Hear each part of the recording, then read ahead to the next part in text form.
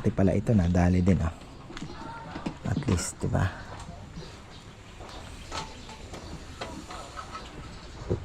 Ito yung pang-upuan. Upuan to. Upuan.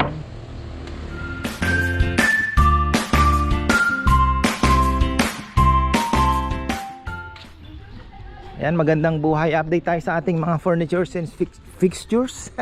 Hindi, furnitures po. Ayan, so nagdag ano din. Tatrabaho si Junjun at Dexter. Sabi pala ni Papa Yam, 20k sabihin mo na ang labor mo sa weekdays. Kaya ayun, yun po ang hinahabol natin. Kaya pasensya na po kayo. At talagang kailangan natin yung ano, yung mga nakabili po na unang lamesa. Yun talaga ano na yun, talagang discounted po, talagang malaki yun. Alam naman ng mga nakabili. So ngayon po yung iba po kagaya niyan, may mga binibili-bili na tayong mga pasingit, talagang medyo ano po yung price, pero mura pa din. Yan, so ano na lang, hindi ko alam kung hanggang kailan yan, 'di ba? Hanggat may mo order, edi pasadya tayo pa konti-konti, singit-singit lang naman. For the meantime, at least yung mga labor natin ng weekdays ay nairaraos ba. So ayan, dyan na si Dexter. Nagpatistis po sila kasi may sinacrifice akong slab kahapon na sabi ko kay Papaya, makapal naman, pwedeng gawing paa. So at least ilan pong magagawa no na talagang ano. Ayan, papasok. Busy po tayo sa lechon house. Problema si Bebe kasi medyo alanganin na yung lechon. Yun lang, sabi ko nga, mahirap talaga tansyahin. Kasi kagaya kahapon nagde-decide kami, both naman kami nag-agree sa isa. Tapos ngayon biglang dami po. Ayan, ito po may ano pa to ha, available pa po to, baka may makaibig. Gagawin natin lamesa yan. Nagiging ano lang kasi, patungan, working table, pero magpapagawa naman tayo ng working table. Tapos meron tayong ayan, yung mahaba. Meron tayo ditong, ayan, ginagawa na nila ng mga paa. Unti-unti lang. Natistis na John? Natistis na? Wow. Pati pala ito nadali din oh. At least, 'di ba?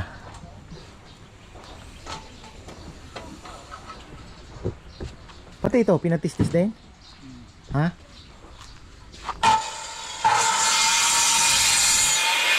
Mga pangpaa-paa. Kailangan natin ng pangpaa. Ito na yung ano, yung slab. Ito na po, magiging paa na po yan. Kapal din kasi. Dami din pala. Okay naman. Di ka maglilitsyon ngayon ha. Ubos na eh. Sisig na lang. Paksiw. Sinigang. Ayan. Di na-anticipate. Ang daming may kumain.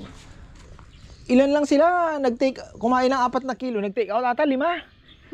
Halos sa isang grupo lang, halos 11 kilos na yung nakonsumo. Kaya si ate mo na-stress eh. Hindi pa naman sila nag-abiso na ito yung order namin. Ha? Isa lang na malaki kasi nga sabi ko pag sumosomra naman, lugi naman. Malaki din ang puhunan eh. Yung expect yung mga tao na kaya? Oo. Kaya pag marami sana magsasabi na 4 na kilo, 5 kilo kami, di ba? Pag sama-sama mo na, kulang ang isa, dagdag. Mahilig sila sa surprise.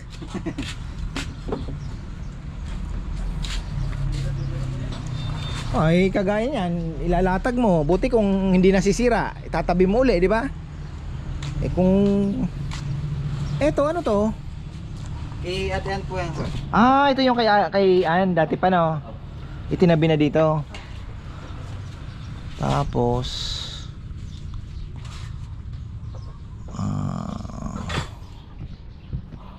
okay na pala mga paa. Magkano per board feet ang ano nila? Yun, patistis? Ang binayara? Magkano rin? 1788 po eh. 1.7 din? Ah, pwede na, no? Parang nirentahan mo lang yung banso, no? 1.7, tingnan niyo po ah. Naghati lang po kami, 1.7 na kaagad yung ano. Kaya may mga costing po tayo na talagang medyo kailangan talagang maisingit din kasi lulugi tayo.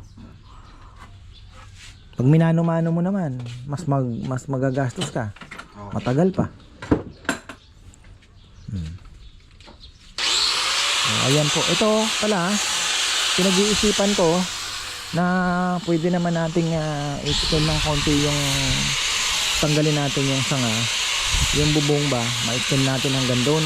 Tapos yung dito, harangan na lang natin ng yero para naman yung alikabok hindi naman tatawid at yung ingay din, di ba? Oh. Order ka na. Order tayo. Wala na ba kagad? Flap disc, ne? Ay, ano. Ayan. Pero maganda eh. Kasi dinidikit na lang. So, ayan po.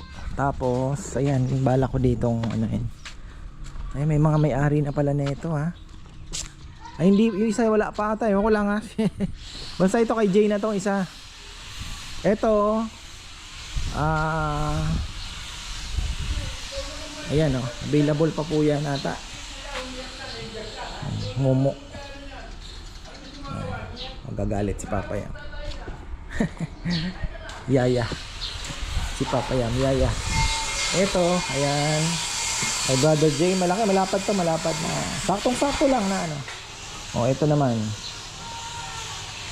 Ito alam ko hindi pa available. Ito parang hindi pa gaano, pero marami po tayong ganitong style. Message lang po kayo. Dalawa pa ata. Pwede natin gawing ano yan. Ganda niyan, unique yan. Ang long table nga, kailangan na malaki ng space. Pero ang ganda po nito kasi unique siya na hindi diretso, pero ang maganda dito yung upuan po na ano ninyo is yung single na lang. Kaya ang 12, maluwag po sa 12 seater. 1, 2, ayan o, 5, 5, maluwag po yan. 10.5 feet, tama-tama. 2 feet daw ang isang ano eh, so 5, tama, 12 seater. Ito mas malapad, na S. Ito, mga may gusto lang, baka maibigan po ninyo. Ayan, ito mas malapad to. Ay, papakainin ko lang yung aking ibon. So ayan na po, halos sa konti na lang ang ating kahoy. Nakakasingit-singit naman tayong mga, actually bumibili din lang po ako sa mga furniture na din lang naman. Yung mga tuyo na nila doon na naka ano, for board feet na bibili po natin. Yan, yung mga kagaya nun, hahanap ako. Alay mo makabili tayo. Mga pangupuan, pang paa-paa. Pero may mga napulot pa po kami dito sa kabilang side. May mga nakuha pa kami mga lumang kahoy na ayun, meron pa sa ilalim. Magagamit pa. Wow, balikan natin yung trabaho. Ano ba to? Engelbert again. What is this? Ay, mahina.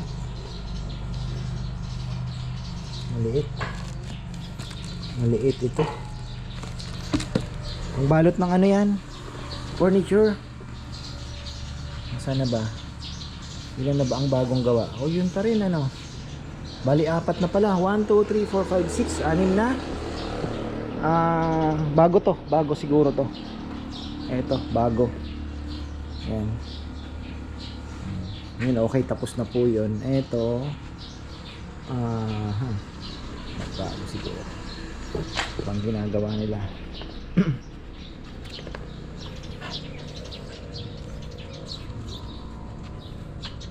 Kumusta kaya yung ibon? Nakauwi na kaya? Ay, grabe po ang init. Lamang na lamang ang mga nakasolar ngayon. Kaya lang wala pa tayong net metering. Tatapon pa tayo ng kuryente. Kumusta na? How's life? Maganda yun Gandang pampaayon Makapal ba? Kayang-kaya. Kapal. Pwedeng gawing paa. Ganda oh, may design. Nakagawa kayo ng upuan ngayon oh. Ha? Hindi, yung kanina, yung dalawa doon. Kahapon pa yun oh. Sandalan.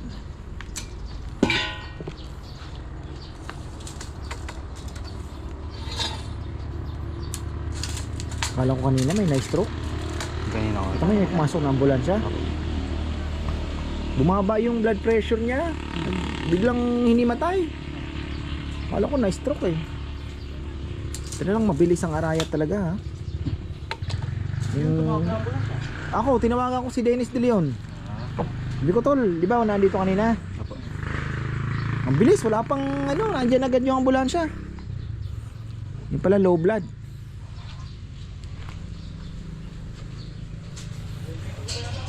Ha? Oo. Ito yung pang-upuan. Upuan to. Upuan. Ayun pala, mayroon pa tayong nakulimbat. Marami pa po tayong nakuha. Mga sandalan na sipin mo yan tagal na po niya na, pero marami din pong nasayang na kahoy na alam mo yun, na nasira. Maraming nasira. Gaya nun, ayun sayang yun kung kasi yung iba, ang ginagawa po nila, kagaya po nito, buto ito hindi na tumuloy. Ito mabilis na lang gawa ng paraan yan. Yung iba, nilalagyan po nila ng pinapakuan yan o kaya dito para hindi magbuka. Tingnan nyo. Kasi lalo na yung mga pa-curve ng konti, doon po nagkakaroon ng kagaya nito, buti hindi tumuloy. Normal po yan pagka, lalo na pagbago. Kaya kung i-stock ninyo, maganda, lagyan na ninyo ng mga parang pakuan na ninyo ng suporta dito. Ganun. Mga dulo. Para hindi po pag nagtuyo siya, hindi siya magbiyak.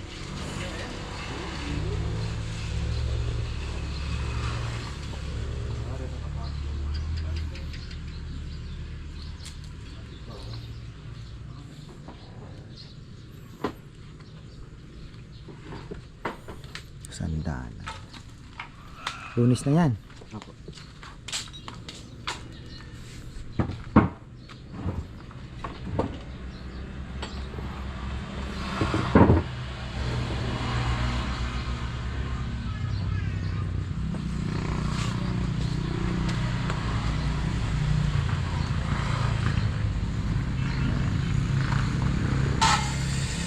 Ito pinatabas nyo to? Opo ko. Pang paa din. Ganda nito kamatsuli to. Nabili ko pa to eh. Kamatsuli yan eh, ganda yan. Binili ko pa yan kasama nung anong yun, magkano ba bili ko? Hindi ko nga nagamit yun. Sabi ko i-resin pero mahirap pala ng resin eh.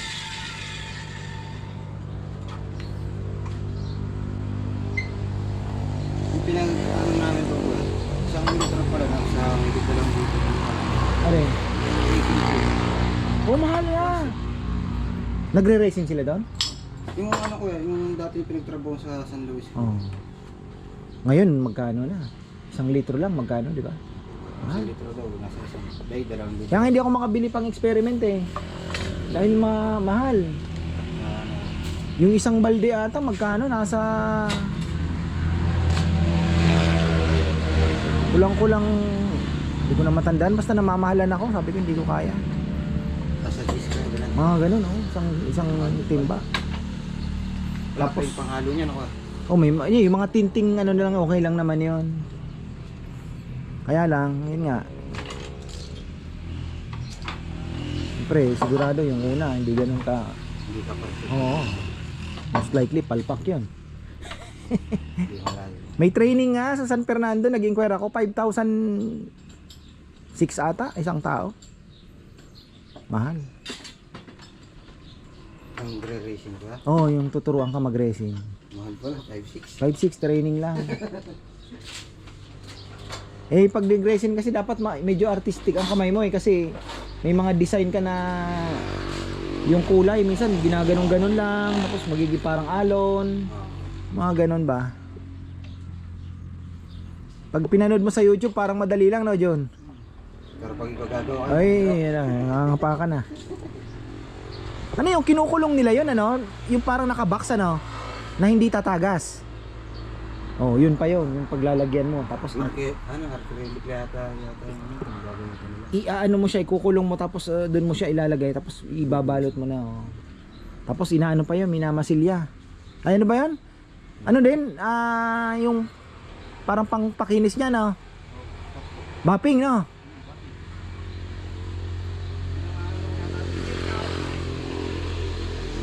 Tapos binoblower pa para yung hangin bula-bula, oh. Trabaho din. Pero maganda kung Maganda. mapapamahal mo talaga yung ano, kahoy, mga rita-ritaso.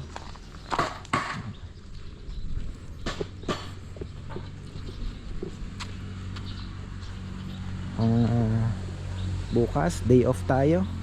At least meron tayong inquire po kayo dito. Hindi ko po alam kung ayan, si Bebe, kung meron na talaga bang may-ari nito. Pero parang meron na. Pero inquire din po kayo. Message po kayo. Eto, marami po tayong ganito. Ayan. Mga upuan. Ganda. Hindi po yan ano. Hindi po yan na tawag dito. Pag inupuan ninyo, hindi yan gaganon. Nandun yung mga paa nakalabas. Eto may-ari na. Eto, ewan ko kung meron na. Parang wala pa yata. Pero meron po tayong mga order din na 5 tawag dito 5 feet na dining pero ganun ang ano, ganun po ang setup. May upuan sa gilid na parang bench na may sandalan. Ayan.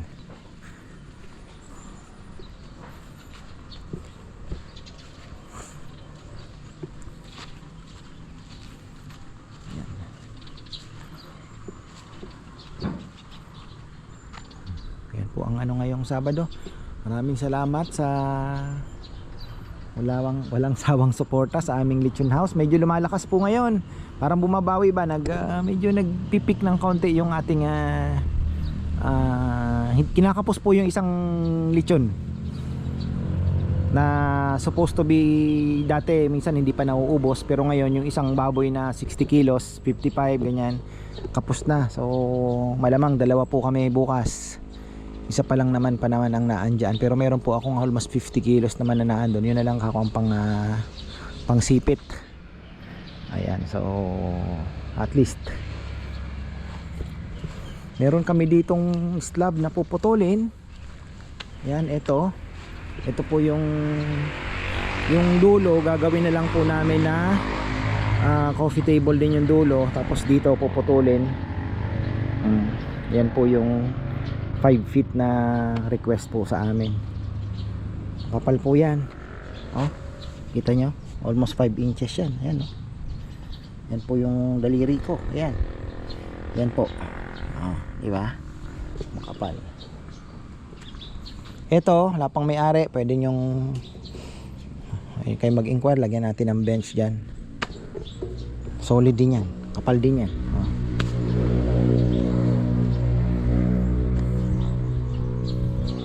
Para ano na, para po may pang-upgrade ako sa aking solar.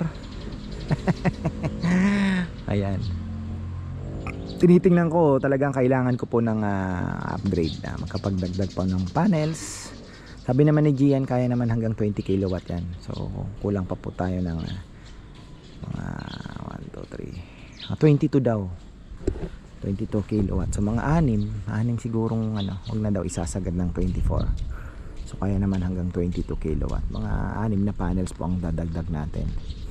At sa tingin ko kailangan kong pag-ipunan pa yung isang battery para maka zero talaga. Yun po talaga yung target ko, ma-zero.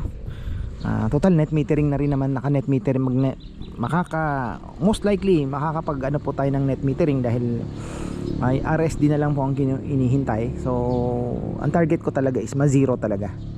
Kaya inaano ko din kay Brother Gian na push natin kasi nandun na rin naman di ba?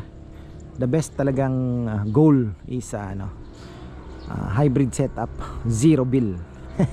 Kaya naman, meron na akong formula Meron na akong formula. Ewan ko lang kung susundan po ni Gian kasi na kumbaga sa tagal na rin po, almost 2 months na rin, more than 2 months na rin kung pinag-aaralan yung harvest pag mahina ang kuryente ay araw, pag matag-ulan, ang harvest pagka masikat kagaya po ngayon, talagang magandang panahon. So at napag-aralan ko na din kung paano paano pupunan yung dapat may sobra tayo pagka ganitong panahon. Dapat sa isang araw may sobra po tayo na sabihin mo ng ilang kilowatt din pang ipon kasi mas marami naman po ang maaraw na araw kesa sa yung tag-ulan, di ba? So yun naman po sabihin mo ng less than 20% naman po yung talagang tamo ngayon rainy season, pero pag wala naman pong bagyo, di ba? Kita nyo naman maaraw pa din. So yun. So kailangan may extra pa rin tayo pampuno sa tag-ulan. Yun na naman lagi kong sinasabi. Sana makuha natin na the whole year makapagpa zero tayo. Kasi kung makakapagdagdag po ako ng battery, ang kinaganda pa nun, mag brown out man ng mahaba sa gabi. Mahaba po yung time. Kagaya ngayon, medyo pina-adjust ko ng alas 10. Nahiya ako sa kanila kasi hindi umaabot ng nung nakaraan pala. Pinag-aaralan ko, minsan may natitirang 35%, 6%. Kasi 5 o'clock nag-automatic lipat na po siya sa kuryente. So 11 o'clock po yung yung umpisa. Ngayon pinagawa kong alas 10. So hindi na umaabot ng alas 5. Minsan kagabi 3:40 pa lang na. Kasi mas malakas po ang konsumo namin ng gabi talaga. Pero pag lumalim na yung gabi from 1 o'clock pero nagti 3 kilowatt pa rin po. 3-4 mga ganun. So sabi ko nga talagang siguro kung magkakaroon pa po na isang battery alas 8 ng gabi. Na yun, papalo na yun hanggang sabihin mo ng alas 9, ganun, alas 9. Pwede, alas 8 or alas 9 isang battery. Yung 3 battery hanggang alas 5 na po yun. So 5 to 7 to 6:30 grid na naman tayo. Then sabihin mo na sa umaga, and then sa gabi from 5 o'clock to 8. So bali 5 oras sabihin mo na.